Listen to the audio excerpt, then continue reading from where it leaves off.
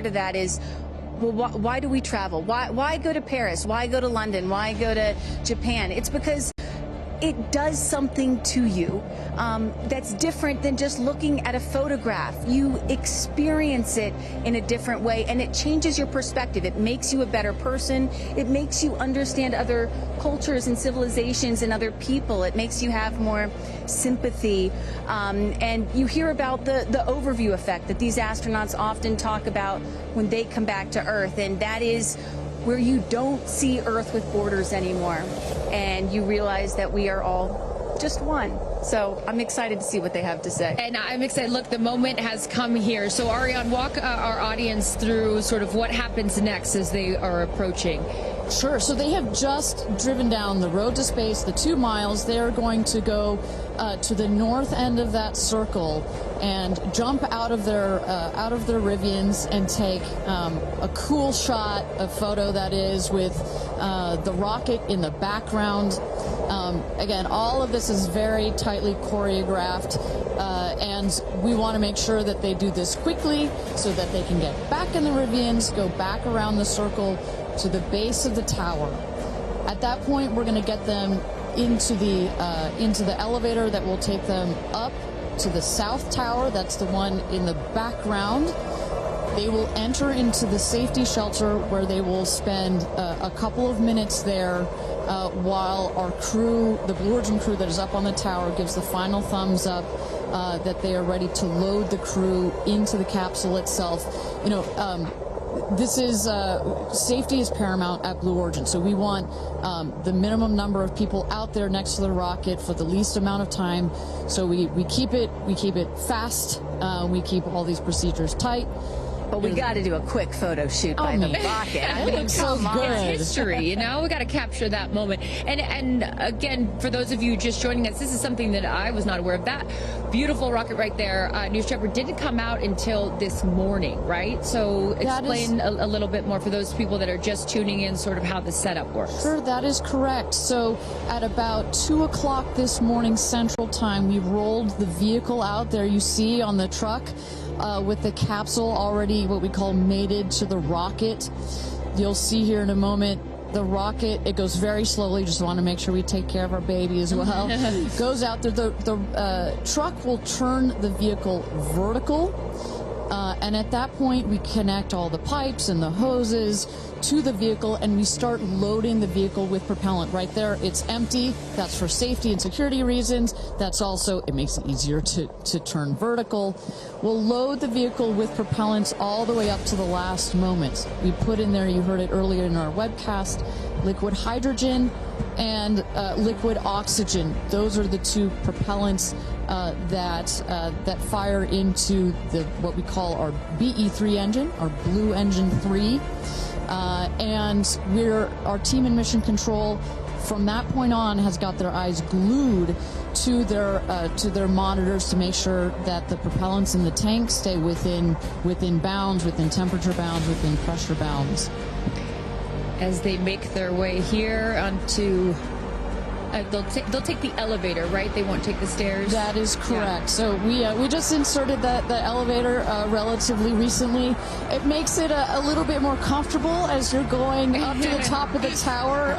You know, we're at about 3,000 feet above ground level in altitude up here in a dry, dusty desert. We just want to make it a little bit easier for them. And it's worth noting, too, so the 6 women are headed up. We saw Jeff is with them as well, but also crew member 7. Explain to those at home who crew member 7 is. Right. It's like, well, if you don't mind, I'm going to use a football reference for you, Aaron. And we come, I called you Aaron like your girl. Sorry. Oh, my goodness. We're often confused. Oh, my goodness. So it's like the 12th man in Seattle. This is like the 7th crew member. There's 6 crew members that are going obviously in the capsule. But nobody from Blue Origin will be in the capsule. It'll be the crew member 7 that has been training them. We saw Sarah Knights as the second driver in addition to Jeff Bezos. And then, a little confusing, we've got a second crew member 7 who is going to be on Capcom, or capsule communicator. Today, her name is Laura Stiles. She will be the person that is in are in our astronauts' ears, communicating with them, making sure everything's going okay, also telling them, hey, this is when you can unbuckle, and this is when you can... That's her right there. That's Sarah Knight's right there, exactly. And now we are looking at what? So now the crew, as well as you see Jeff Bezos there, have gone into the safety shelter, and we're gonna wait there. You see Sarah Knight on the right. She's gonna just communicate with the Blue Origin team that is at the other tower just next to the rocket to make sure that everything is set and sorted for them to do their final load. This happens very shortly here. We clock it at about T-minus 35 minutes, but we'll only do one already. And in case some of you are wondering what a safety room is or why it's there, it's, again, what Ariane was talking about. You want to keep these astronauts as safe as possible for as long as possible. Of course, they'll be safe when they actually get in the rocket, but just in case anything were to go wrong, we had the chance to go inside this room a few days ago, and it is, I mean, is it a bomb-proof room? Do you want to say that? I mean, it is. It is. Yeah, and you feel it when you're in there. You're like, oh gosh, now this it is feels real. Yeah. And after going up that elevator, you know, for us, I think that's the moment where we weren't even going into space, and all three of us were like, whoa, okay, it gets real serious. Yeah. But I love the access that we obviously have in being able to see these women before they go up. For those of you just joining us, we are T-minus 34 minutes to launch for NS-31, Blue Origin's 11th human flight. As you can see there, a little live look in as them saying some words before they take off. So I know that we had started to expand upon it and then took a shot of the astronauts. So what will they feel? Sort of walk us through the physical part of what they'll experience, Ariane, once they are in the capsule. So once they're in the capsule and they're ready for takeoff, first they'll hear the engine when it ignites. It sounds like a pop. Everybody, listening will also hear that. It sounds like a pop, and the engine roars. We hold the rocket down for about 7 seconds. Make sure it's all ramped up. And during that period, that can actually be one of the most, frankly, nerve-wracking times, because you start to, if you're in the capsule, you start to see the glow of the flame. And here they come. Here we go. Loading into the capsule. And the significance here of the bell, and I should note before I have you explain that, each crew names themselves. They have named themselves the 6 taking up space, as each one is ringing a bell. And the significance of that is what, Ariane? This is one of our traditions. All astronauts throughout history in various programs have had their traditions. For us, we always want our astronauts to ring the bell. Above there, you see, light this candle. Those were the last words that Alan Shepard said right before he went to space. Alan Shepard, of course, the namesake of our vehicle. He was the first American into suborbital space.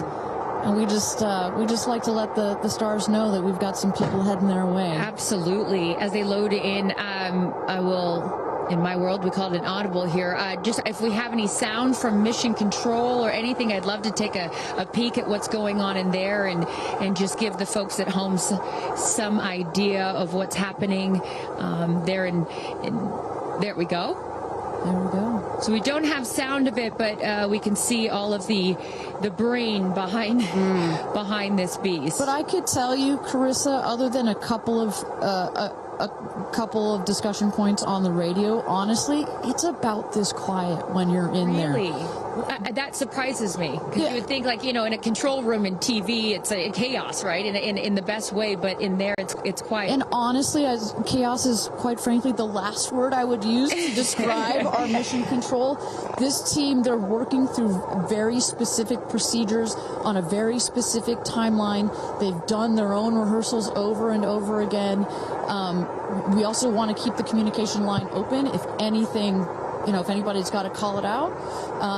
But it is a very well choreographed team we've got. And, when folks are wondering, what exactly are these soon-to-be astronauts doing when they're in these 2 days of training leading up to this space flight, it is exactly this. Simulating everything. They have done dress rehearsals and dry runs of everything that you're seeing here. They practice over and over getting inside this capsule, strapping themselves in.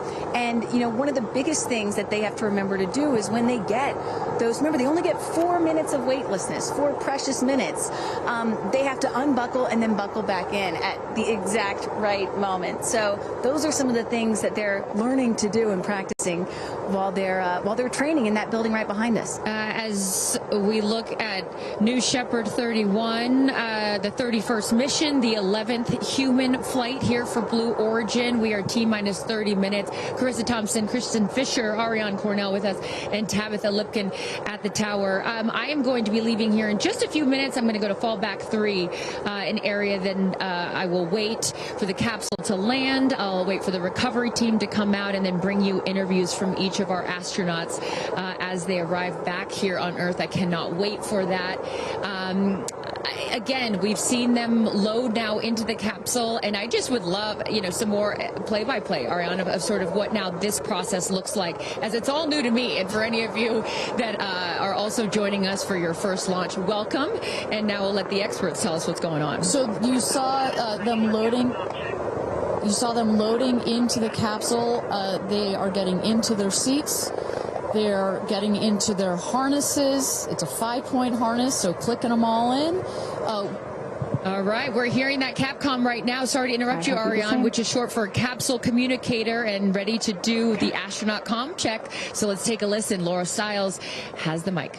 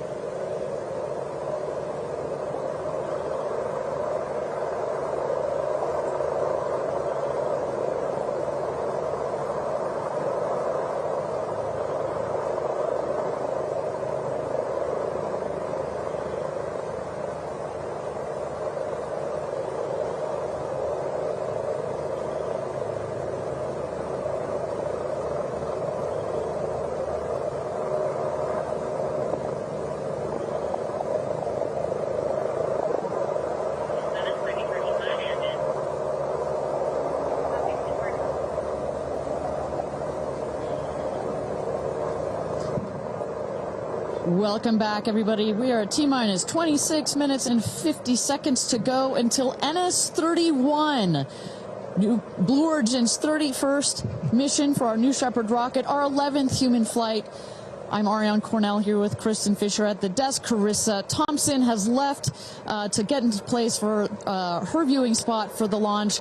We are waiting on Capcom, or the Capsule Communicator, to run the comms check with our astronauts. But Kristen, we were just talking a second ago about, what's going on here. You see our crew member 7, Sarah Knights, who's coming out of the capsule there. She has helped load our crew into the capsule, has done just a double check, making sure those seatbelts are nice and tight, as well as make sure that the earpieces and everything are set for our astronauts.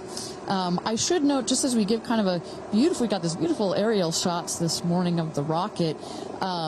We have these sunshades you see on the at the top of the capsule, that kind of white square. We've got one there in the foreground, and coming around you'll see another one on the back.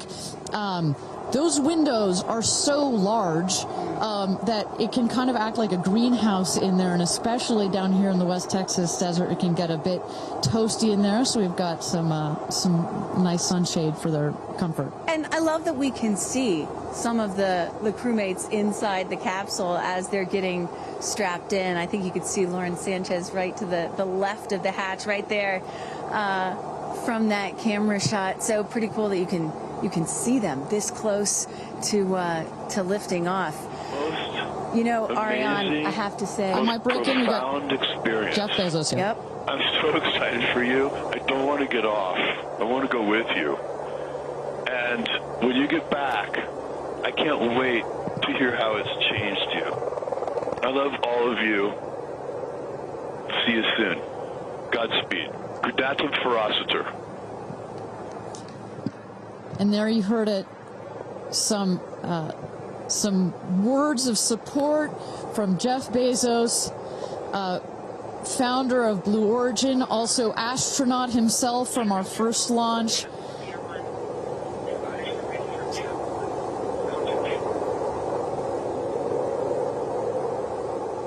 So, of course, Lauren Sanchez is Jeff's fiance, one of her supporters.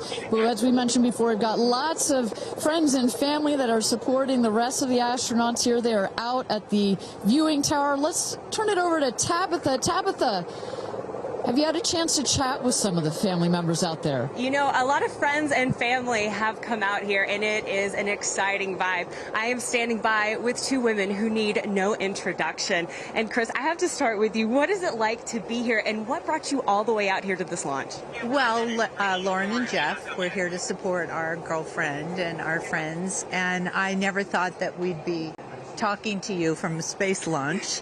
For sure. So this is a really unique experience, and we're just so honored to be here to support them and watch this amazing part of history. And I'm so proud of her.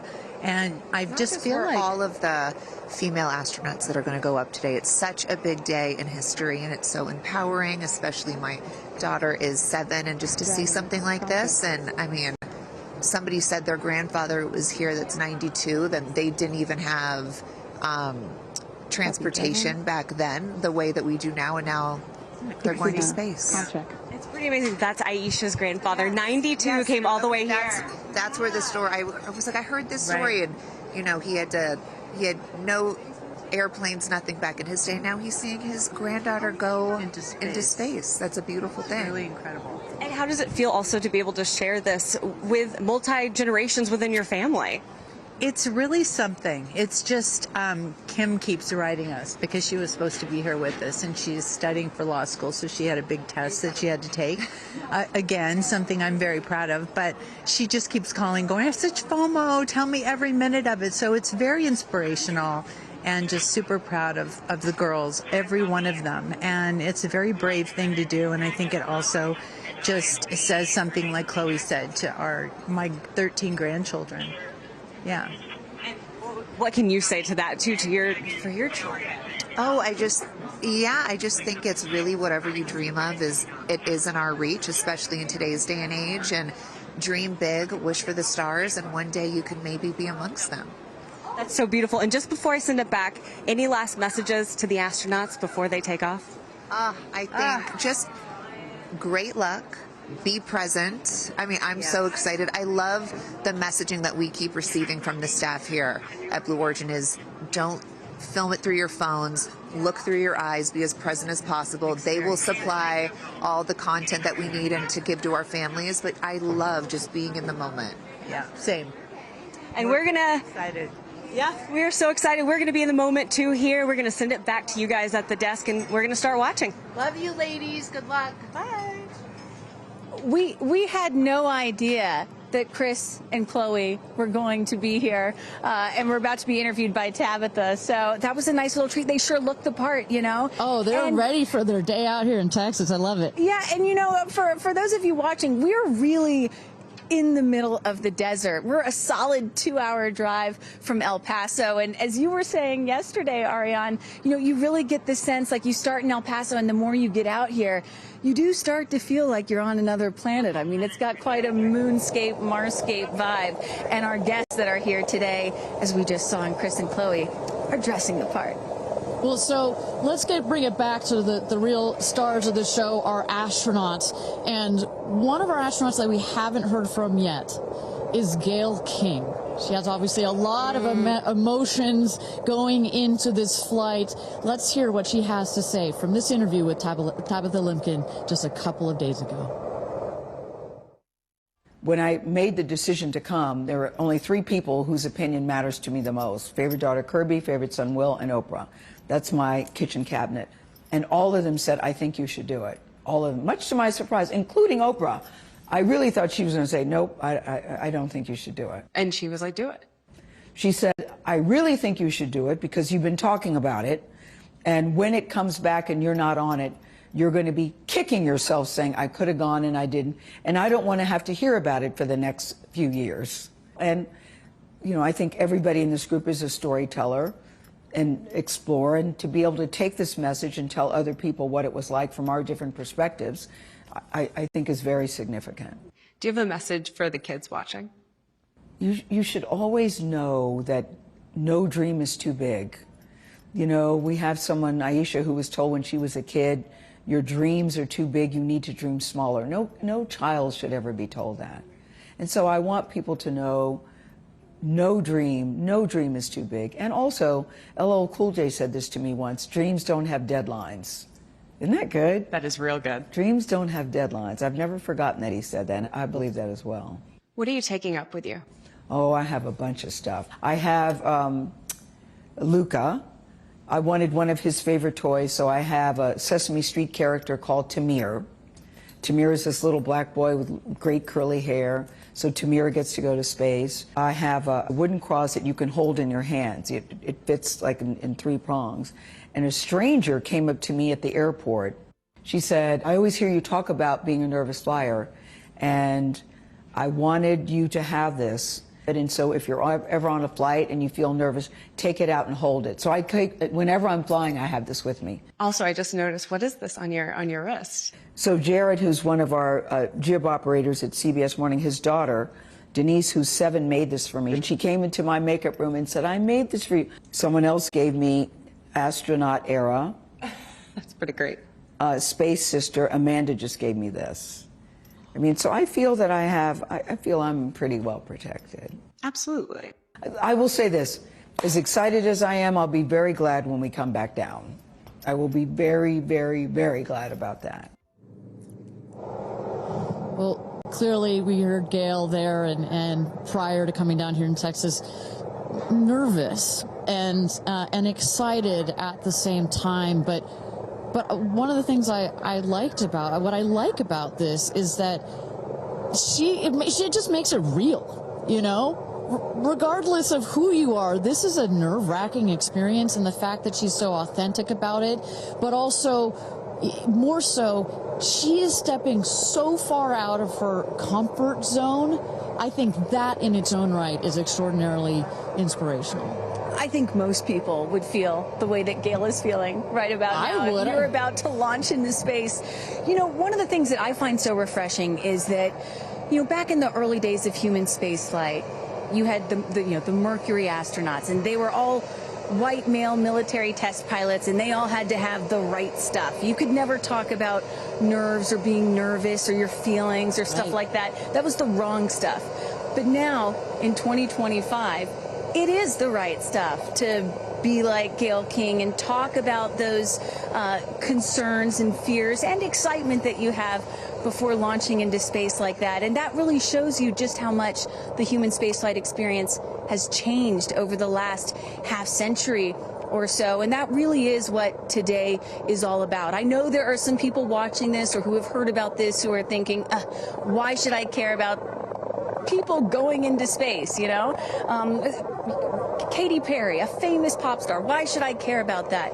And the reason is, it's missions like this that really begin the process of opening up space to everyone, for all of humanity. That's what today is about. And I think we have to, it's not just about today. Today is very, very important, but I think also one of the reasons that I love working at Blue Origin is we think in very long time scales, right? I honestly feel like I'm working at a company that will be here in at least 100 years. And that's how we think about space flight. Oh my gosh, look at that cute little kid. She is ready to go to space too. Aww. I absolutely adore that.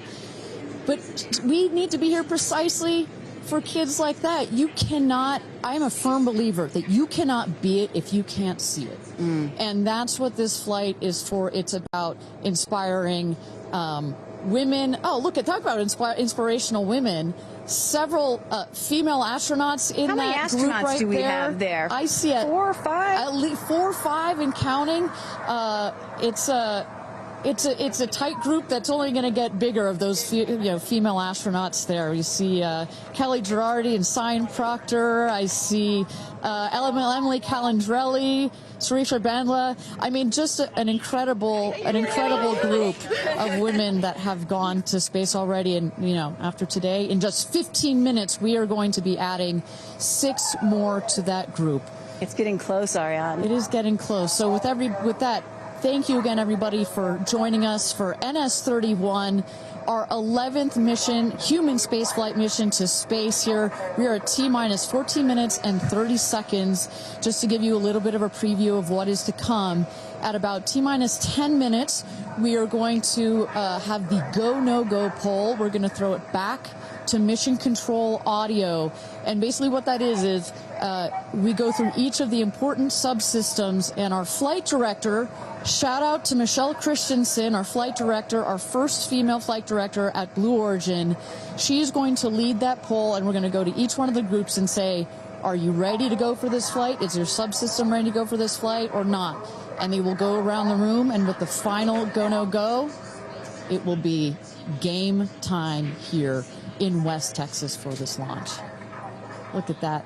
Now, this child is a little younger than you were when your parents went to space. A little bit older. Oh, excuse me, a little older, yeah, because I was just 15 months old when my mom flew in space. And, I think about what it must have been like for her to be a first-time mom and training for her first space flight all in 1 year. And she was a part of NASA's original first 6 women astronauts alongside Sally Ride. Of course, it took them, those first 6 female NASA astronauts, 2.5 years for all of them to fly into space. Now, today, Blue Origin is going to send 6 women into space in a single day. I mean, that's pretty cool right there. Incredible perspective. Also, was your mom just 6 months? You were just 6 months old when she started training? She was assigned to her first space flight when she was 8 months pregnant with me. Can you imagine? God, I have a 6-month-old. I can barely fly down to West Texas from Seattle. She gave birth to me on a Friday and was back in the astronaut office on Monday. I don't recommend doing that. As a mom of 2 myself, you're a mom of 2, I probably wouldn't do that. But respect. She did, Respect, that's huge. But I've asked her, I'm like, why did you do that? And she said, because I felt I had to prove something. I felt that I had to, pave a trail for women to come. And so as I'm sitting here today, I'm thinking a lot about what she did, the sacrifices she made to make what's happening today. Again, it's not normal. Human spaceflight will never be normal or routine, but this is the beginning of making this kind of travel. We got 4 moms on board, a grandmother, making these types of people going into space very routine. Now, talking a little bit about that, getting back a little bit into the flight profile and what they're going to feel as part of this now routine flight. So The 6 astronauts are currently in the capsule right now, all strapped in, ready to go. Their audio is working. We are waiting for the T-10 here for the go no go poll. At T-0, you guys are going to, all of us will hear the pop. That's the ignition of the BE-3 engine. It holds down the rocket for about 5, 6, 7 seconds. Inside the capsule, they'll start to see the glow of the flame, and then they will lift off. They will take off. They are in a somewhat reclined seat, and they'll start to feel the G-forces on their body. And so kind of like sitting in a car that's accelerating, it pushes you back against the seat. That's the same here, except they're going up. They will accelerate to they'll have 3 Gs. So here on Earth, we're at 1 G. When you accelerate to 3 Gs, so like if you're 100 pounds, it feels like you are then 300 pounds. But Kristen, crazy. It's crazy. But in that reclined position, it's dispersed across your body. Bad. It's not as bad. It kind of feels like a weighted blanket. Oh. And then it nice eases and cozy. up. It's nice and cozy as it gets nice and dark. I'll take a weighted blanket right about now. But they're not, don't worry, it's going to get nice and dark, but there's no sleeping on this. They are going to have the most incredible view out of those windows. The capsule will separate from the booster. That's when they're going to feel weightlessness. They'll get the about 4 minutes to unbuckle, enjoy the weightlessness, enjoy the insane views out of those windows. They'll buckle back in, come back through the atmosphere. That's actually when they're going to have the peak G-forces. They peak at about 5 Gs. Which is kind of counterintuitive. You wouldn't think that you would feel the max G-forces on the descent, but that's when you do. But that's when you do, and it's kind of like, because you're coming back through the atmosphere, right? It's thin up there. You come back through the atmosphere. It's thick. It's kind of like diving into a pool. It kind of goes whoosh against you at 5 Gs, but then it eases back up. And we deploy the parachutes, and they come floating down at about 10 to 15 miles per hour for a nice soft landing here in the desert. At the last second, there's an air cushion that comes out. Go. Booster. Here's go, Paul. Go. Ground. Go. And go. Go. Safety. Go. Capcom. Go. Engineering. Go. This is the flight director. New Shepard is go for launch. Booster, commence terminal count. Protocol flight. Yeah, baby. Go for launch. My favorite words. It's getting real. T-minus 8 minutes and 51 seconds. Until our 11th human space flight, the first all-female crew flight to space. All 6 of our astronauts are loaded in the capsule, waiting for just 8 minutes and 30 seconds to go here. Now, Kristen, we just kind of walked through the flight profile, what it's going to feel like for our astronauts. Oh, we got Carissa up on the tower to chat with more friends and family. Carissa, who you got out there? I don't need to introduce the incredible woman. I don't need to introduce the incredible woman next to me, who is a ray of sunshine. Oprah, you are wearing yellow because Gail's call sign is sunshine. Yes, right. And all of us, the whole family is wearing yellow today. And I you know, we've been friends. It'll be 50 years next year. We've been friends since we were 21 and 22. And I have never been more proud of my friend than today. Never been more proud, because this is bigger than just going to space. I mean, I think for her, who anytime we're on a flight, she's in anybody's lap if there's the slightest bit of turbulence, has like real anxiety flying, and this is overcoming a wall of fear, a barrier. It's I think it's going to be cathartic in so many ways for her. She told us that she was surprised that you told her to do it. Why did you want her to do this? Because I think life is about continuing to grow into the best of yourself and the fullest expression of yourself. And I think that this is one of the most fullest expressions you can possibly have. And I know that I felt deeply that she would regret it. And I didn't want to hear about it for the next 15 years. I wish I had gone, you know. And I said, there's only one time that all the women are going up for the first time. You know, there will be other trips, but there's only one first time. Incredible. So to be a pioneer is great. What was the last conversation you had with her? I said, peace be still. Hold the God's unchanging hand. He's got your back. That's it. That's it. I know that as we're counting down here, we're getting excited for that go for launch moment. How are you feeling as her best friend? I feel so calm. I don't think I've ever been more calm because I think it's already done.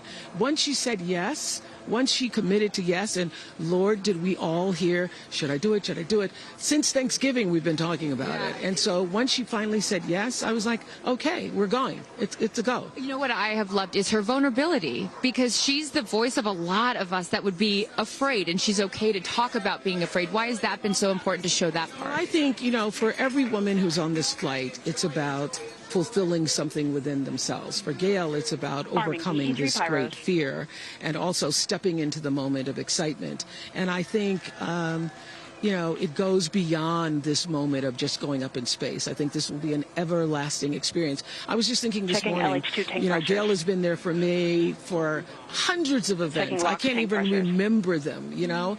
But you will never forget this day. None of us will ever forget this day. Well, thank you for being here, for her, for us. I mean, this is just, it's a historic day, and it's only fitting that you are here front and center as a ray of sunshine that you are, Miss Oprah. Thank you so much. Thank you so much. No time. You're next, you know. I'll send it back to you, Ariane. Thanks, Carissa. Wow, to see Oprah down here. No, I'm not besties with Oprah, not yet anyway, but if Oprah told me to do anything, I would do it. I don't think Gail had a choice after Oprah said, girl, you got to do this. She had to do it. Ariane, we are under T-minus 5 minutes until these ladies hopefully launch into space. And, you know, you were just talking about what these women are going to feel when they launch. But let me tell y'all watching what we may hear, because we have one of the most famous singers on the planet on board, and there is a chance that we will get to hear the audio inside and hear what these soon-to-be astronauts are saying and possibly singing while they're weightless. So I can't wait for that moment. I'm also hoping she comes down to Earth and does like either a Fireworks Part 2 or E.T. Part 2.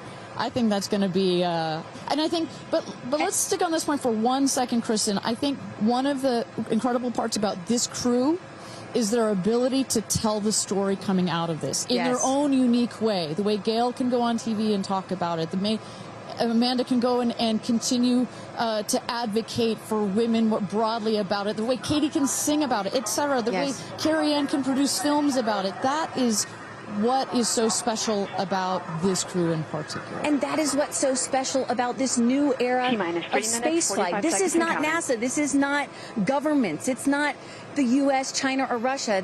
This is the commercial era. These are private companies, and this is Blue Origin sending the first all-female crew into space since 1963. And this is all going to happen so fast in just a few minutes, about 10 or 11 minutes from launch to landing. And don't worry, guys, I did the math. In case you're wondering, total duration of this mission is just about 3 Katy Perry fireworks songs. So play that song 3 times. That's how long this mission's going to be.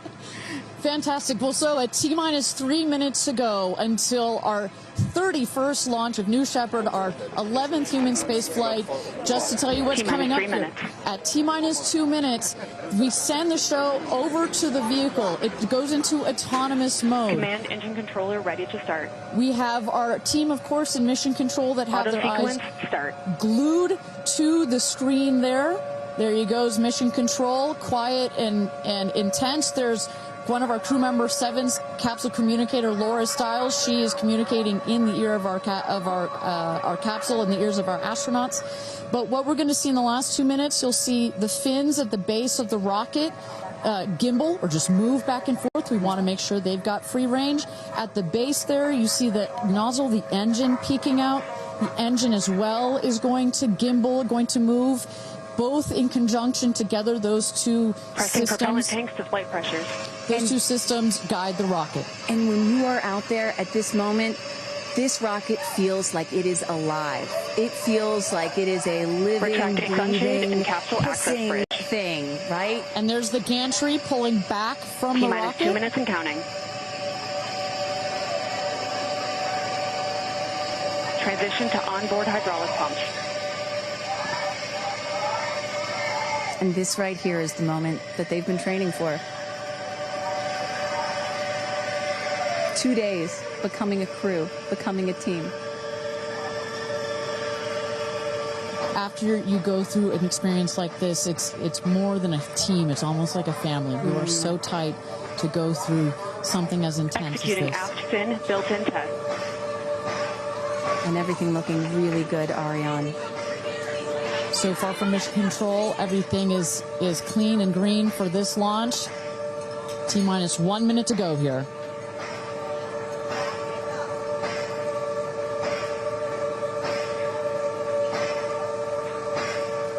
Engine thrust vector control built-in test in work. Vehicle is now on internal power. So in a moment here, we'll see those, what they call the bit checks, the built-in test checks. As you mentioned, Kristen, inside the capsule, you know, as you said, this is like a bridled beast. This thing wants to take off. Switch to onboard helium. Here we go. Good luck and Godspeed, ladies. We're cheering you on from Let's planet launch Earth. this Thrust rocket. termination system is armed. T-minus 22 seconds and counting.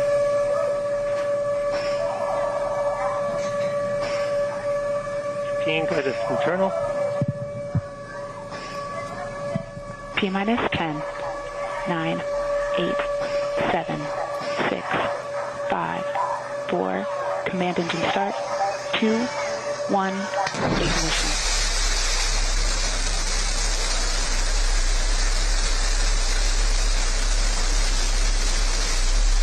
Liftoff. New Shepard has cleared the tower.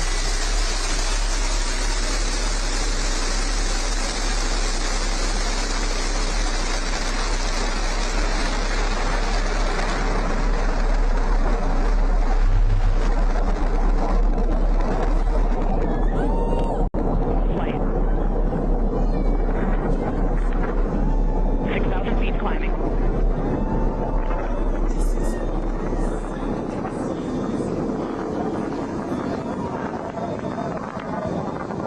Begin throttle down for Q limiting. Engine response looks good.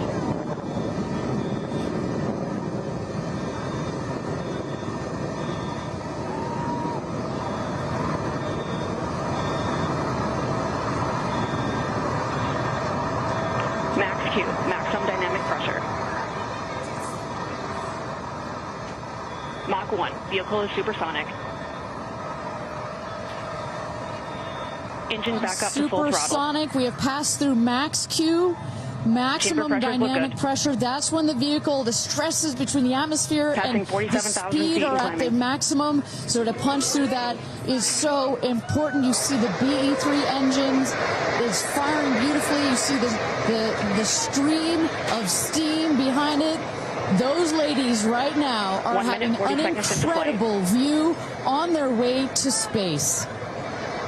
Passing through 80,000 feet, 1,300 miles per hour. You're going to peak at about 2,300 miles an hour over Mach 3, 3 times the speed of sound. Shortly coming up, we'll have MECO, main engine cutoff. We will turn off the engine, but the two craft, the capsule and the booster, will continue their ascent to space. Stand by, MECO.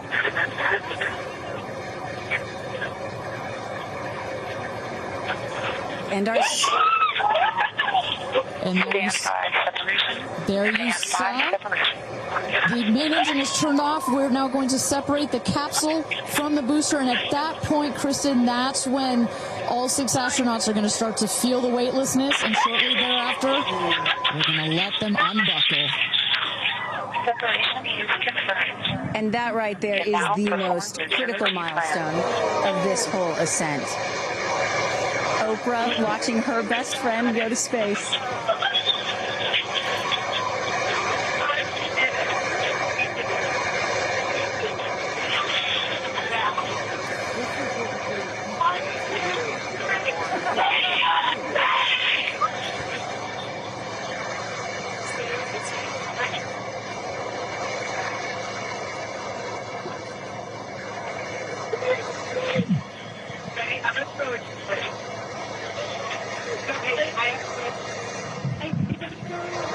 And the two craft is separated. Put it up there. Put it up there. 328,000 feet, 100 kilometers. Welcome to space, ladies, or shall I say, astronauts. Oh, the moon! You guys, I have to tell you, look at the moon. Look. Oh, my God. Oh, my God. Oh, my goddess. That's our pink moon. I love you, Jeff Bezos. And just in case it wasn't clear, So much. those are the astronauts. Those are their voices that you're hearing. And there, they have hit apogee, the highest point in flight, well over 345,000 feet, well over the Kármán line. Wow.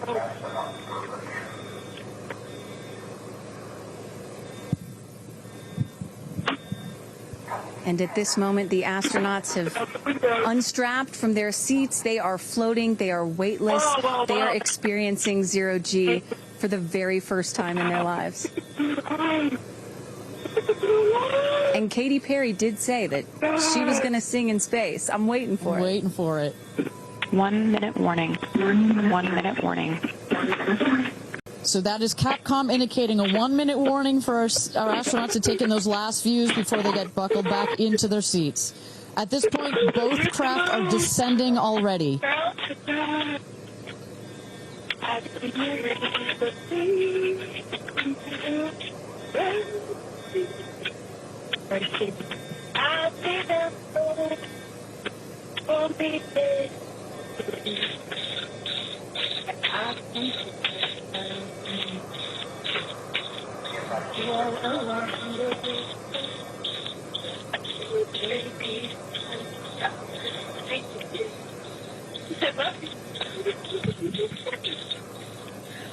my God, guys, wow, so peaceful up here.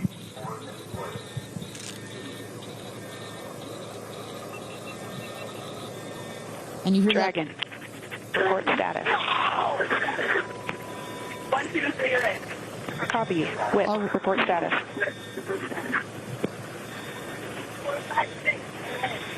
Copy, all astronauts in seat. And a great piece of news there. All astronauts are back in their seats. You see the two craft now that on the bottom, that is the rocket that is screaming back down to Earth. The rocket will beat the capsule to its landing spot just 2 miles north of where it's taken off from. At the top of the rocket, you see a couple of fins that have popped out. Those are to stabilize the rocket as it comes into land. Shortly thereafter, you will see the drag brakes that deploy that will cut the speed of the rocket in half. And then in the last moments, and there it is. We can see it from the stage. There comes the rocket down. It's going to relight its engine. We can also see a sonic boom. We're going to hear that shortly here. And remember, this is something that had never been done before until just a few years ago. Truly the stuff of science fiction that you're about to watch in just seconds. Drag Here we brakes. go.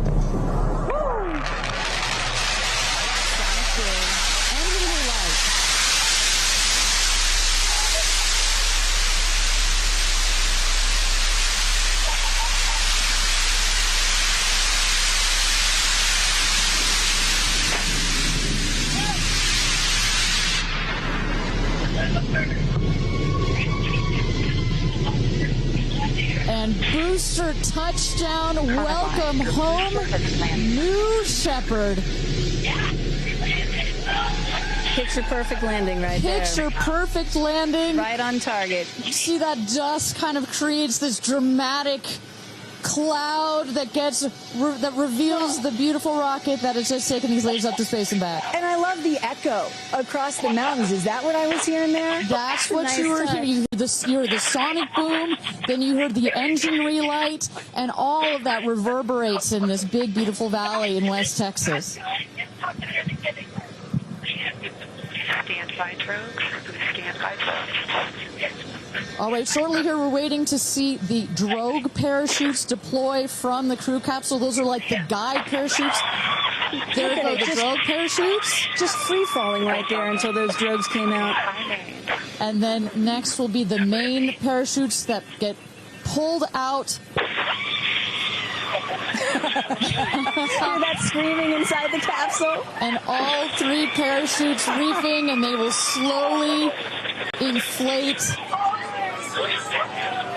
slowing the capsule to a nice, smooth 10, 15 miles an hour. They are cruising back home. 3 good parachutes.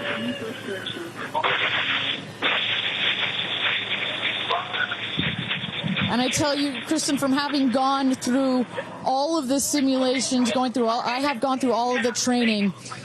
They put you in the capsule that simulates all of this, including the sounds, and when you hear the motors of the parachutes pop out, that is the best moment in flight. Because I know Blue Origin does everything they can to make this as safe as possible, and y'all have an impeccable safety record, but it still has to feel really good when you know that you're coming back to Earth with those parachutes fully deployed.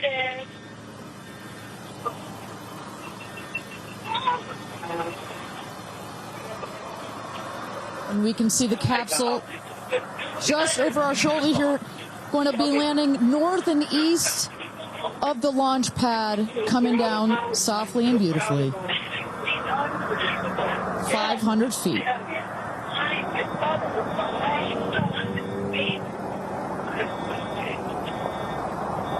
And you will see a puff of smoke when it touches down, a puff of dust. That's normal. A puff of dust, last milliseconds, air cushion that will kick up the dust. It's a very soft landing despite the sporty perception. There it is.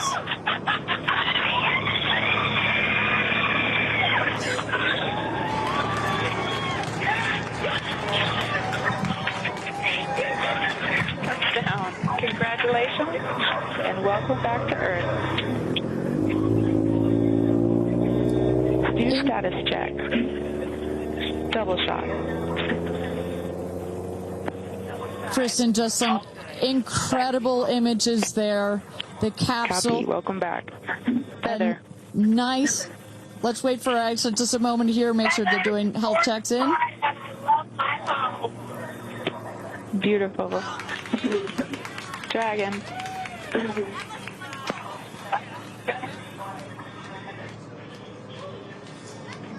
Yes, and as you heard it there, everybody seemed to be just as ecstatic to be back here, back on Earth. Everybody appears to be fine. Beautiful shot there of the capsule down in the desert. As we were just saying, it looks like a tough landing, but it is an air cushion in the last milliseconds that just makes it even softer. I will also note the parachutes landed very close to the capsule. That's just an indication that there's not very much wind out here today. A beautiful day for a launch and landing.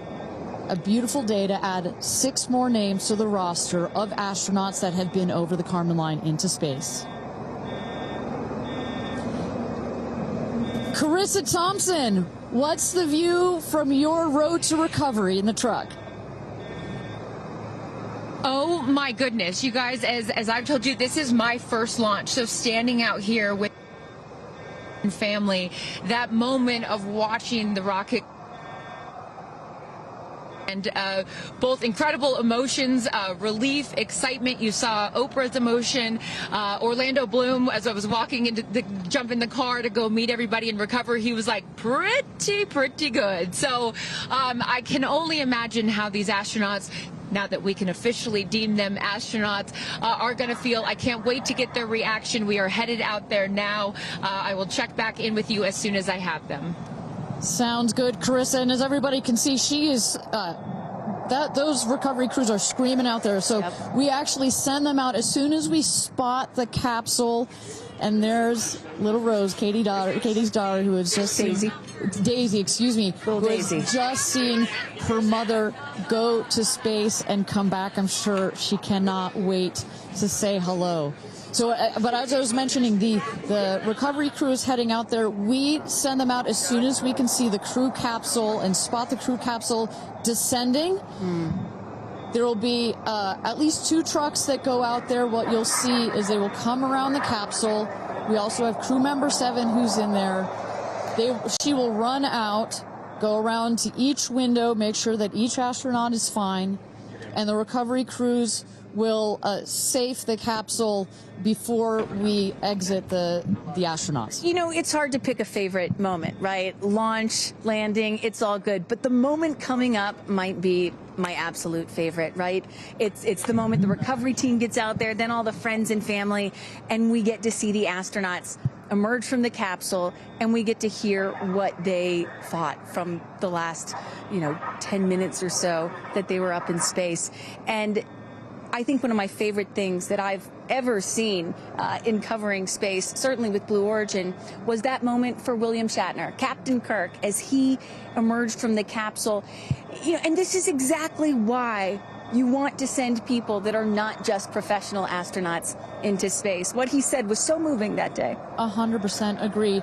But it's not just the astronauts that are here that are being moved by this event. We've got Tabitha that's with some of the friends and family out there. Tabitha, give me an update from the viewing platform. I mean, not a dry eye in the stand, I tell you right now. Chloe, I just want to know from your perspective, that moment, what was it like? I don't think I realized how emotional it was going to be, and I literally had chills all over my body from the second it launched until the moment I just saw it land. And it's sort of hard to explain, because I don't think you would be that emotional, but it's incredible. It takes your breath away. And I feel like I have all this adrenaline and I'm just standing here. Right? It's very true. Same. It's really, first of all, we're so thrilled that the girls are safe and everything went so well. And so that's a relief, because, I'm sure there's a lot of nerves up there, but to hear the girls screaming and having such they said they saw the pink moon. Yeah. I heard the audio. I was like, that is the coolest thing. So I cannot exciting. wait to get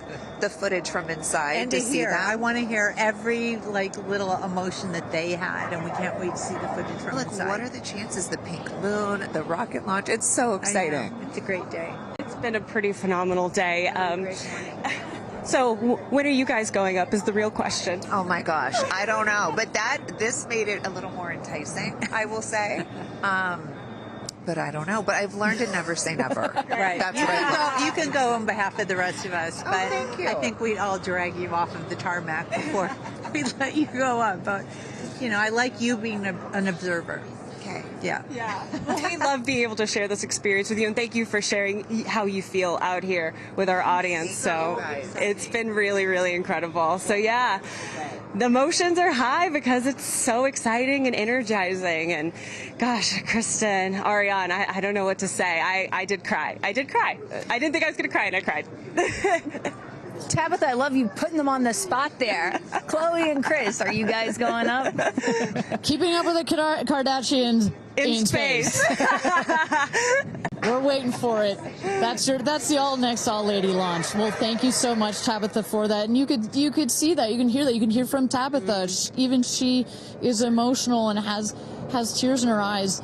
When you're down here for one of these launches, and Carissa, when we get her back on the line, I'd love to hear her thoughts on this. The intensity and the energy and the emotion out here, even though you're in this remote place, but it all gathers here in this valley, and it's really intense.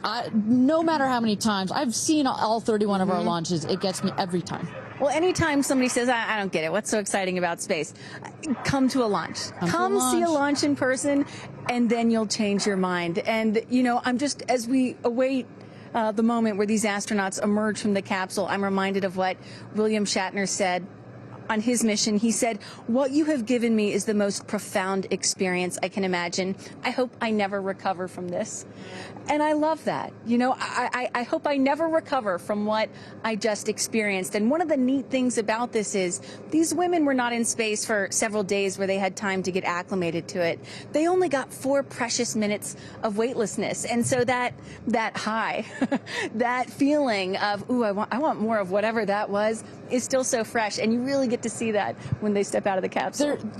We catch our astronauts. I mean, their minds are still in the process of being blown when they come out of the capsule, and Carissa is going to capture those moments for us shortly here after we get our recovery crew. You see there some of the friends and family have already started lining up there, while the recovery crew, you've seen some images. As I mentioned, they're safing some of the systems on the capsule. We want to release all of the excess air and gas that created that nice air cushion. We'll remove the parachutes, make sure nothing gets tripped up. Also, we reuse those parachutes. And then crew member 7 will take the stairs up to the hatch. It's like a good 3.5-ish feet off the ground, so it just makes the getting out of the capsule that much more comfortable. Crew member 7, last but not least, crew member 7 will open the hatch, and we'll get to see one by one as these lady astronauts now exit the capsule. And a lot of people are probably familiar with seeing, NASA astronauts or Russian cosmonauts emerge from a spacecraft after a long duration flight on stretchers or, glorified. They need some assistance because they've been exposed to zero-G for so long. Not these astronauts. They're not going to need any assistance. That's one of the beauties of a suborbital spaceflight. You feel great. You don't have to deal with space sickness, right? Exactly. And that's, to that point, this flight, because you're basically going straight up and then over the Kármán line and straight back down, some astronauts, I think you mentioned your mother may have experienced a little sickness up there. You don't in this one because it's just once up and once down. And you get that nice zero-G floating sensation and you buckle back in. You don't have it's not as extreme. So do you have an astronaut that you're looking forward to hearing from the most? It's really hard to pick. Yeah. I have to say I'm a huge Katy Perry fan, so I'd love to see what her feelings are. Also, as a mother, our kids are close in age. What does that feel when you have young children? You saw her get so emotional in her pre-flight interview. Is that still the weighing emotion, or is she still just, oh my God, I saw the stars, I saw the curvature of the Earth? What's going to come out of her mouth, but really her heart? And is that Jeff Bezos out there right by the capsule? Kind of hard to see. That is correct. That is Jeff Bezos, our founder, on the left, as well as Sarah Knights, our crew member 7. And I just want to thank our viewers for joining us. NS-31, New Shepard's 31st mission to space, our 11th human space flight. From all parts of this flight, for the booster, for the capsule, for our astronauts, a completely successful flight, one of the smoothest flights we've had so far. And we're now just awaiting the opening of the hatch so we can get some views from our 6 new astronauts. Belts. And I would imagine Lauren Sanchez in seat 1 will be coming out first. That is correct. They'll go. She's in seat 1, which is next to the left, the left window there. She will go first. And then last in number 6 is Kerianne. That is the window on the right. Sky Canyon.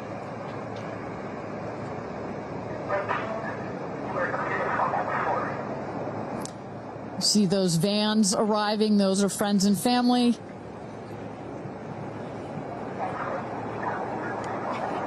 And that's Kerianne looking out the window, in the window to the right there. Lauren Sanchez on the left, and you really get a sense for just how big these windows are. I mean, when you're inside this capsule, it's almost as though you're getting a full 360 panoramic view. One of the cool features of this capsule, the largest windows of any spacecraft. So over a third of the surface area of this craft is windows, and that's on purpose. There were many meetings with our founder, Jeff Bezos, where our engineers brought him some windows. He said, nope, make them bigger. They come back, nope, that's nice, but make them bigger. And what you get here, why is that so important? So many of our astronauts have said, when I got out of my seat, I looked outside my window, and I turned around and I looked at the other 5 windows, and my brain created a panoramic view, a panoramic photo of it, because so much of the capsule is windows, and it makes for just an incredible experience. Sarah. Good? Okay, here we go. Yeah. Here goes Jeff Bezos to open the hatch.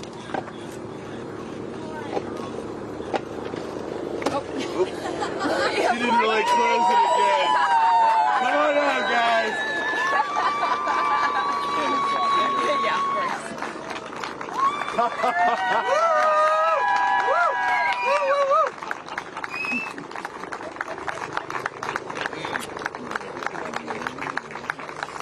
We'll see your baby. Where are my babies? They're over here. Go see them. Where? Oh, we have to go Right there. Okay.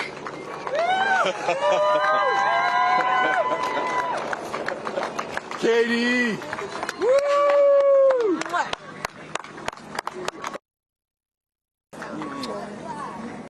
Thank you. Thank you. Amanda!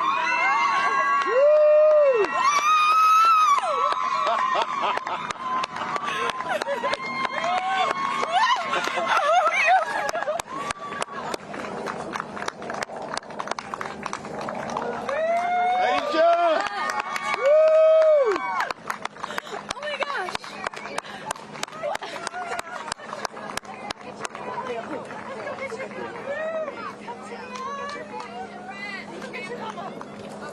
Gail! I just have to have a moment with the ground. Let me just appreciate the ground for just a second. Thank you, Jesus. Oh my God. That was amazing. Yeah. That was amazing. I'm so proud. So proud of you. Oh, there we go.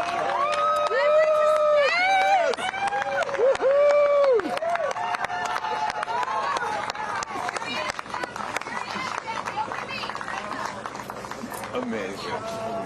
I'm so proud of you. Kerianne, we got your people over here. Come right around the bushes here. Come on.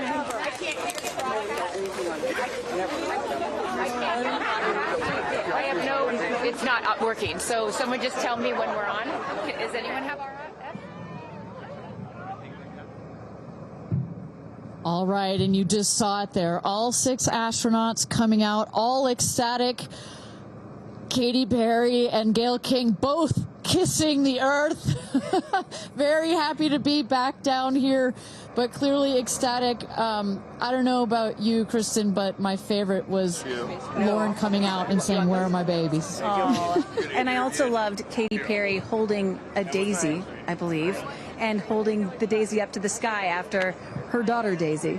Sweet moment. With that, let's turn it over to Krista Thompson standing by outside the capsule. I don't really have words for it. Oh my God, Lauren, I want to cry just seeing you. I'm so proud of this crew. Like, I mean, Gail, we were just talking in the capsule, doesn't even have ear piercings. She's so afraid to do anything. And she got in that capsule, and I think, like, it profoundly changed her. I mean, for me, I can't put it into words, but, like, I looked out the window, and we got to see the moon. And it was pink. Was it pink? Full moon. It wasn't pink, but it was almost full. And Earth looked it was so quiet. It was just quiet. And is it what you expected? No. Better. Yeah. I don't think you can describe it. Because, what I was saying, it was like quiet, but then also really alive. And you look at it and you're like, we're all in this together. Like, that's all I could think about is, like, we're so connected, more connected than than you realize, because you just see right here, you see like, states and all these things that like divide us, but we're not. And what is your emotion? What makes you emotional? Joy. Complete and utter joy and gratefulness. Like, it makes me want to come back and just hug everyone and be like, oh my God, we're in this together. Like, that's what this is. And Jeff had told you that it will change you more than you know, and I know you're only a few minutes removed from the capsule, but I can tell already. Emotional. Yeah. To be this I did. I'm like, I don't cry that often. So I didn't expect to be this emotional, but it's also all the love that was in that capsule, and all the heart and the feelings and all the things, and like seeing Jeff before I left, I just went, I had to come back. I mean, we're getting married. If I didn't come back, that would be a bummer for me. Only you, by the way, would say this to me.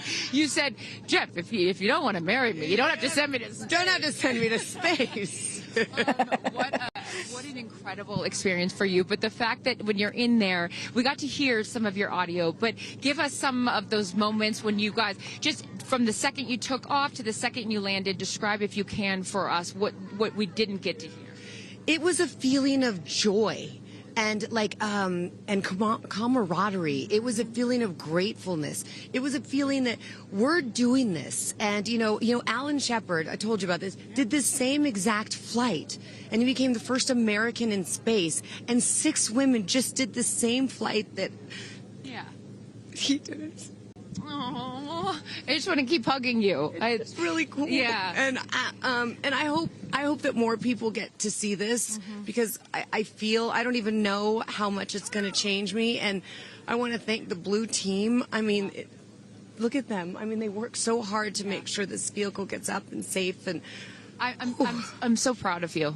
I'm so proud of you. It's one thing to say you're going to do it. It's another thing to actually do it. And I know there's a phrase in your family that life takes off on the other side of fear. And here you are, just having landed back on Earth. And now you are officially, Lauren Sanchez, already adding to your extensive resume, you are an astronaut. Congratulations. Thank you. I'm very excited. I'm excited to share it with the world, and I'm so grateful to everyone here. I love you. Go be with your family. But to process and download what just happened to me. Well, get on in here, Amanda. Someone that can now articulate exactly how Lauren is feeling. Lauren being so candid about overcome with emotion. How are you feeling? I know, Amanda, this has been a dream of yours, a long-awaited dream, and now it is finally official. You are an astronaut. Congratulations. Thank you so much. I usually have nice words to say, but in this moment, I just want all survivors to know that you can heal. No dream is too wild, and that if it's so wild out there, like going to space, you can absolutely make it through, and it can absolutely be possible. You mentioned to us prior to going up, you said that you needed to go to space to heal. I know you're only a few minutes removed from this incredible experience. Do you feel healed? I had a zero-G indicator that I didn't know if I would bring, and I ended up bringing it. Okay. And explain for the folks at home that don't know what that means, what it is that you're holding. Yes, the zero-G indicator is something all astronauts have that floats once you hit space, lets you know you're there. I brought a promise that I wrote to myself. I've talked about that. And share for what is this right here? Yes, and this one I didn't know if I would bring, but I ended up bringing it and floating it, and it's the hospital band from the day. And I got to honor her today, and I'm so grateful to the thousands of people, the engineers, the scientists, just everyone who has made this a reality. And you also have written here, I know that you had this on your laptop, right? Yes, that's right. This is my zero-G indicator, a promise I made to myself that if I were to pause my astronaut dreams and fight for rights, that one day I would return to her. And it says, never, never give up. Well, those dreams are no longer on hold. You are finally an astronaut. Congratulations. Enjoy this moment with your family, and thank you for sharing it with us. Thank you, Amanda. Kerianne, you said to me yesterday, you said, when I get out of that capsule, I'm going to be an emotional wreck. And I think what I will just say, for anyone that has never had the great privilege of being here, this is my first time at a launch, and it is very emotional. Describe, if you can, how you're feeling. I have almost no words. It was the most incredible experience of my life to be up there and see like such vast darkness in space and look down on our planet. The moon was so beautiful, and that was like, I felt like that was a special gift just for me. I'm so sorry. No, don't apologize. Are you kidding? You just went to space. You just went to space. This is it. And like knowing that everything, like everyone I loved was standing down there looking back up at me. And I just hope that these types of experiences, clear a path for everyone to be able to do that. You told us a beautiful story about your son when you told him you were going to go to space, and that, get over here so I can hold you, and that he went back to school and he was all excited to tell his friends that his mom was going to space, and they said, your mom can't go to space. Moms don't go to space. Well, guess what? This mom just went to space. Congratulations. You are officially an astronaut, and I know you're wearing a very special necklace from an incredible group of people that you hold near and dear to your heart. What would you like to say to them watching? I'm wearing a few necklaces today. My dear friends threw me a blast-off party and gave me this feather, which obviously represents the Blue Origin logo, and it felt so special to have it close to my heart. And in space with me. And I feel like it helped me take all of them with me on this journey. Yes. Well, I will let you go enjoy this historic moment with your family, and thank you for sharing it with us. Congratulations. You're an astronaut. Gail, get on over. I am so floating. I can't believe it. I cannot believe it. I'm so proud of you. And I know that I speak for the collective, because you have been so honest. You've been so vulnerable. And I spoke to your best friend prior to you taking off, and I asked her why it was so important for you to do this. And she said, she said, so she didn't have to hear you say, I wish I would have done that. That's so true. But now, Gayle King, you are officially an astronaut. How do you feel? I still can't accept that word, but I will say, I can't even believe what I saw. When somebody calls this a ride, this was not a ride. What happened to us was not a ride. This was a bona fide friggin' flight. And our instructor, we were so well prepared. So every noise we heard, we knew. But the flight instructor said that I am her best success story. Why? Because she's never had somebody go through the course who's terrified of flying. Everybody who's gone through the course is somebody that it's been a lifelong dream. They wanted to do it. So she said, I'm her best success story. I'm so proud of me right now. I still can't believe it. I still can't believe it. I was just going to say, prior to the launch, you said that you would be so proud of yourself if you went through with this. And you did. What was the best part, Gail? It's oddly quiet when you get up there. It's really quiet and peaceful. And you look down at the planet and you think, that's where we came from? And to me, it's such a reminder about how we need to do better, be better. Do better, be better human beings. And what do you mean by that? Processing. Well, it's so nasty and so vitriolic nowadays. And I mean, if everybody could experience that peace that we had up there, and the kindness and what it takes to do what we did, all the people that it took to get us up there and get us back safely, I'll never, ever, ever forget. And when we were up there, have you talked to Katy yet? I have not. Okay, no. When we were up there, after zero G is very difficult. All the training about this is how you get in the chair and this. I look like a friggin' moose getting in the chair. It was like, just let me get in the chair. Let me get the seatbelt on. But, we had a very do this. How would you describe it? It's very difficult because you're floating. But the best part was when we got back in our seats after zero G's, Katy sang "What a Wonderful World." She did? Isn't that nice? Oh, come on. She sang "What a Wonderful World." I see dreams. Oh, yes.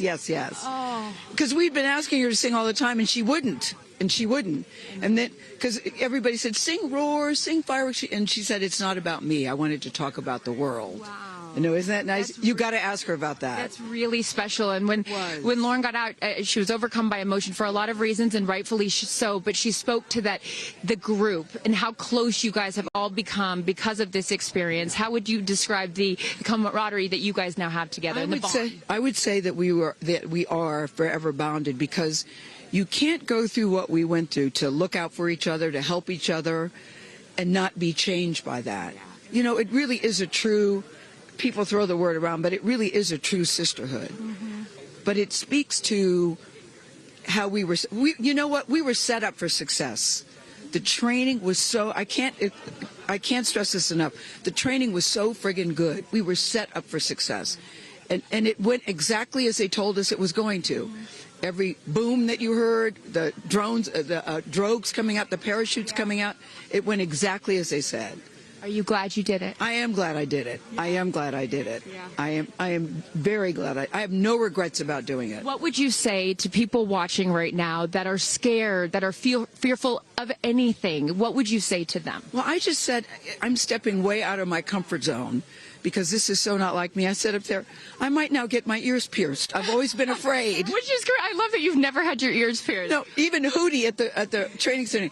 You don't have your ears pierced? I go, because it hurts. Oh, my gosh. But I mean, for people that are afraid, Eleanor Roosevelt once said, courage is doing something that scares you, but you do it anyway. And I stepped out of my comfort zone in a way that I never thought was possible for me. And now that I've done it, I really do feel I can take on anything. Anything. Congratulations, Gail King. You are an astronaut. Thank you, Chris. I am so excited for you. I'm so excited for you. And I'm going to go with you to get your ears pierced, because I want to get another hole right here. Go enjoy this with your family. Thank you so, so much. Aisha, oh my goodness. Congratulations. Congratulations. You are officially an astronaut. How do you feel? Also, how do you look perfect after just going to space? I mean, my goodness. I will never be the same. I mean, when you get up there and you see the Earth, and it's so beautiful, and it just fills the screen, and it's not just your window, it's like everybody's window, and there's no boundaries, there's no border, there's just Earth. It's incredible.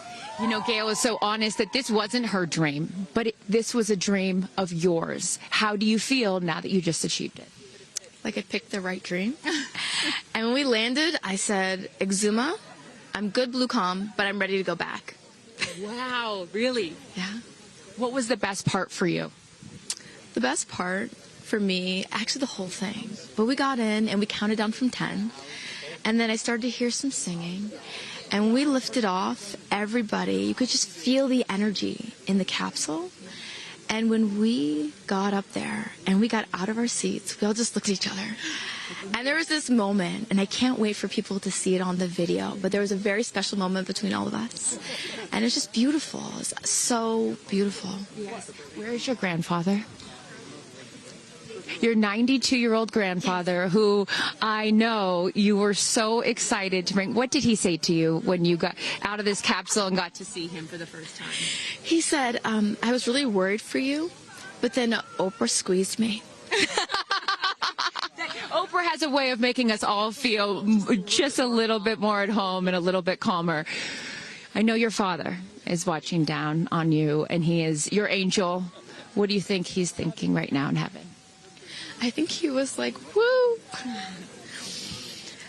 To have the opportunity to have flown his star in my flight bag and to have a perspective that very few people get to have of Earth, I just feel a renewed connection to everything in life and where we are, and I can't wait to go back out there and pour what I've learned into the world. You have given so much to so many, and I know there are a lot of people watching right now, some young boys and some young girls that are inspired constantly by you. What would you like to say to them? Dream it, plan it, and go and do it. I never really thought I could go to space, although I really wanted to go. And today just confirmed that dreams are real, and sometimes reality is wrong.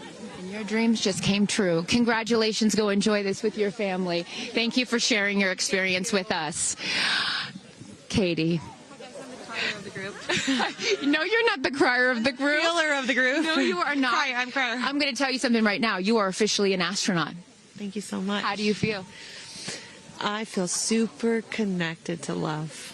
so connected to love. I think this experience has shown me you never know how much love is inside of you, like how much love you have to give, and how loved you are until the day you launch. We had these incredible shots of Daisy watching you as the rocket, it'll make me cry, as the rocket's going up, and she was so proud. Just kept saying, Mommy, Mommy.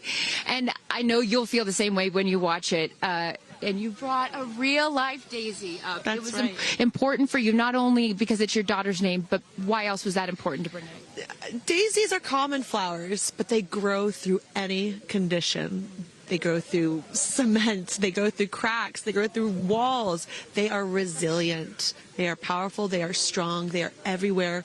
Flowers are, to me, God's smile, but it's also a reminder of our beautiful earth and the flowers here and God's smile and the beautiful magic that is everywhere, all around us, and even in a simple daisy. So to really appreciate it and remember it and take care of it and protect it. Gail shared with us the song that you sang when you got up there. What a wonderful world. Why was that important to sing that particular song? I've covered that song in the past, and obviously, like, my higher self is always steering the ship, because I had no clue that one day I would decide to sing a little bit of that in space. But I think that it's not about me. It's not about singing my songs. It's about a collective energy in there. It's about us. It's about making space for future women and taking up space and belonging. And it's about this wonderful world that we see right out there and appreciating it. This is all for the benefit of Earth. You have done so many incredible things in your life, selling millions of records, selling out stadiums. Where does this experience rate for you? This experience is second to being a mom. Wow. Yeah, that's it. And that's why it was hard for me to go, because that's all my love right there. And I have to surrender and trust that the universe is going to take care of me and protect me, and also my family and my daughter. Because, like, I am full up from being able to get that gift of being a mom. And to go to space is incredible. And I wanted to model courage and worthiness. And fearlessness. You did. You said you wanted to go to space for the fearless women in your life as well, your sister and your mom. Yeah. What was their reaction when you got to see them after you got off the capsule? I have only seen my mom, and I was like, "Are you okay, Mom?" She just knew. She knew. She was totally okay, and I'm sure she was speaking in tongues underneath her breath, as she does all the time. She would do that for anything else, but definitely today. But she was so super confident. My mom, she has this thing where she can see. I mean, even down to the name of, like, the capsule being tortoise. I know you spoke to all of your fans about that the capsule's named tortoise, the feather on the side, that, you know, the symbol of blue origin, all of those gave you confidence that this was the right thing for you to do, correct? Yeah, because I just asked for a sign from the heavens, from my angels, and they're like, well, here's the feather, which is what your mother calls you, and if that's not enough, the capsule's named tortoise, which is your second nickname that your mother calls you. And I'm like, okay, I'm going. Yeah. I got the message, and I'm gonna get the message. Before I let you get back to your family, I just have to ask you, describe for us, because you're so brilliant at putting, you know, words together and describing moments that we can all appreciate later. How would you describe the moment when you took off and then the moment you landed? The moment, I mean, it is the highest high, and it is surrender to the unknown, trust, and this whole journey is not just about going to space. It's the training, it's the team, it's the whole thing. I couldn't recommend this experience more. This is like up there with all the, you know, different tools that I've learned in my life, from meditation to the Hoffman process. This is up there because what you're doing is you're like really finding the love for yourself, because you got to trust in yourself on this journey, and then you're feeling the love when you come down, for sure, and you're feeling that strength. So I feel really connected to that strong divine feminine right now. By the way, you're such a badass. I love that the month of April, you're like, I'm going to space and I'm launching my tour. I mean, it's really incredible.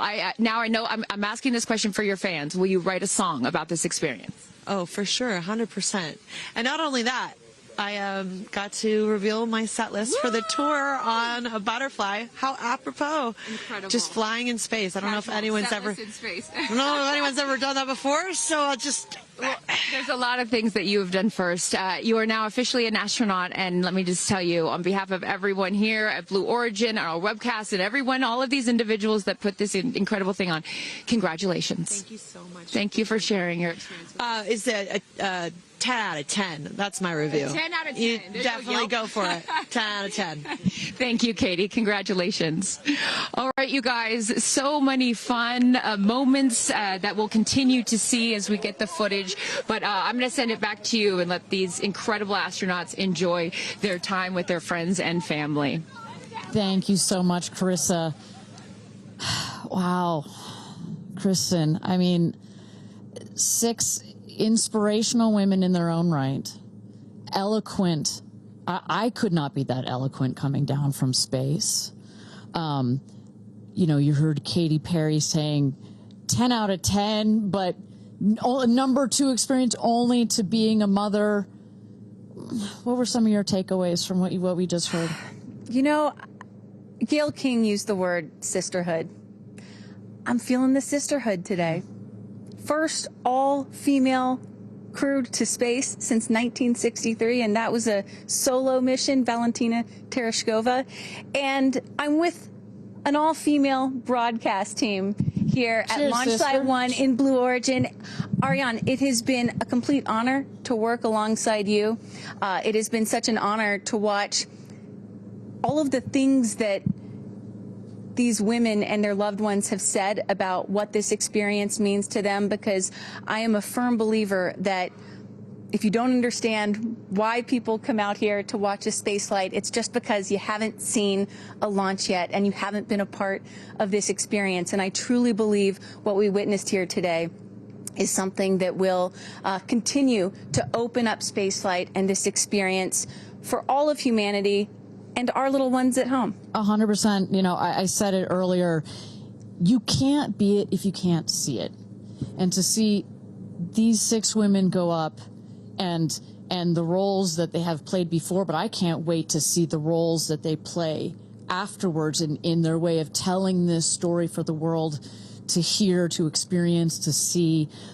This is just the beginning. So I want to give a shout out to them, because as you saw, that is coming out of your comfort zone, whether you wanted to go to space or you're like Gail and you didn't anticipate it. Thank you for trusting yourselves and to their families and trusting their loved ones with Blue Origin. We are very proud to do that. I'm so proud of Gail King, too. I wonder if she's still afraid to fly on airplanes after flying to space. Have we cured her of her fear of flying? I don't know. We've cured her for getting your ears pierced. So there like, we go. Baby We'll take steps. that one. Let's start with that one after this not so baby step. Aw. Look at that beautiful shot. And now the party starts, right? Can we pop some champagne and celebrate a little bit later? Let's do it. It's only 9:20 a.m. It's not too early. 5 o'clock somewhere, baby. All right. What an incredible day. Just for all of us, for our astronauts, for our Blue Origin team. It was an honor to fly you to space. And if you would like to follow in the pioneering footsteps of these astronauts and purchase a seat to space, visit blueorigin.com and click Fly to Space. Your own journey to visit the Kármán line is much closer than you think. If you'd also like to purchase a mission patch to commemorate today's launch, head to Blue Origin shop for patches and much, much more. For Kristen, Carissa, and Tabitha, I'm Ariane Cornell. Thank you so much for joining us. And until our next launch, Gradatum Ferociter.